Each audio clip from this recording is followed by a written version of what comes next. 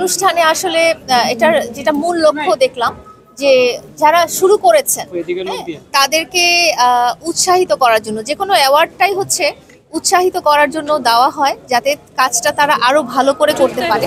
তো সেই হিসেবে আমি যখন দেখেছি যে নবীন উদ্যোক্তা যারা আছেন, ডিজিটাল প্ল্যাটফর্ম বলেন বা ফিজিক্যাল সব বলেন, তাদের সবাইকে এখানে সম্মাননা দেওয়া হয়েছে এবং আমি আশা করব যে তারা এই সম্মাননা পেয়ে আরো অনুপ্রাণিত হবেন এবং তারা নিজেদের ক্ষেত্রে আরো অনেকভাবে প্রস্ফুটিত হবেন।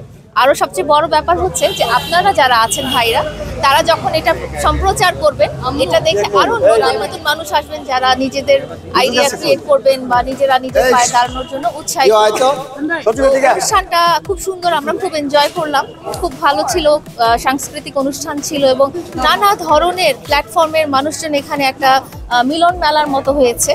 সবাই সবার আইডিয়াস এবং পরিচিতি শেয়ার করেছে। তো আমি আশা করছি যে এই ধরনের অনুষ্ঠান যেন প্রতি বছর হেদায়েতুল্লাহ তুর্কি ভাই আয়োজন করেন, যাতে সবার জন্য একটা অনুপ্রেরণার কারণ হয়ে দাঁড়ায়।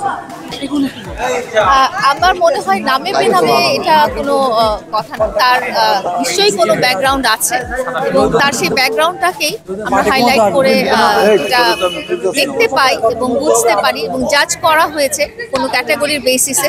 সেই ক্যাটাগরির বেসিসে আসলে অ্যাওয়ার্ডগুলো আসলে প্রদান করা হয়ে থাকে। দূর থেকে আসলে অনেক কিছুই বোঝা যায় না, যেটা আমাদের মতো সাধারণ মানুষ হয়তো বুঝতে পারবো না, কিন্তু এই অ্যাওয়ার্ডটা যে ব্যক্তিটা গ্রহণ করেছে তার যে পরিশ্রমটা বা এর পিছনে তার যে কষ্টটা, সেটা হয়তো আমরা হঠাৎ করে বুঝতে পারবো না, বাট জাজমেন্টালটা যেন নিউট্রাল হয় সেভাবেই আসলে দেওয়া হয়েছে।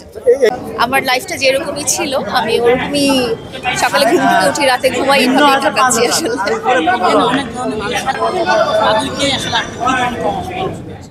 আমার কাছে আসলে কেউ পরামর্শ চাইতে আসেনি। যেটা হয়েছে যে আমি দেখলাম যে সবাই এখানে এক একজন মানে এক একজনের মধ্যে এত কোয়ালিটি, এত কোয়ালিফিকেশন, তারা নিজেরাই নিজেদের ক্ষেত্রে অনেক উজ্জ্বল নক্ষত্র। তো সবার সাথে পরিচিত হয়ে আমার আসলে ভালো লাগলো, কারণ এখানে বিভিন্ন পেশার, বিভিন্ন সমাজের এবং বিভিন্ন ধরনের আইডিয়াস আছে, যাদের বা মনে অনেক প্রতিভা আছে। এই ধরনের মানুষের সাথে আমি এখানে পরিচিত হলাম। আমার নিজের জীবনের জন্য অনেক কিছু আমি শিখতে পারলাম আসলে, যে তাদের কাছে কিভাবে ইন্সপায়ার্ড হওয়া যায়, তাদের কাছ থেকে কিভাবে উৎসাহিত হওয়া যায়, সেটাই দেখলাম। আপনি সামাজিক যোগাযোগ মাধ্যমে সবসময় আসলে সেখানে কি বার্তা দেন? সামাজিক যোগাযোগ মাধ্যমে আমি আসলে সিরিয়াস কোনো বার্তা দিই না।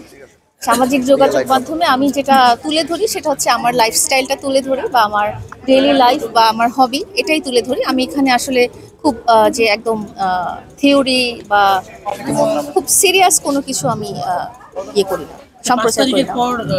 পরিবর্তন এসেছে বাংলাদেশে, পরিবর্তনের পরে এখন মানে কি দেখছেন?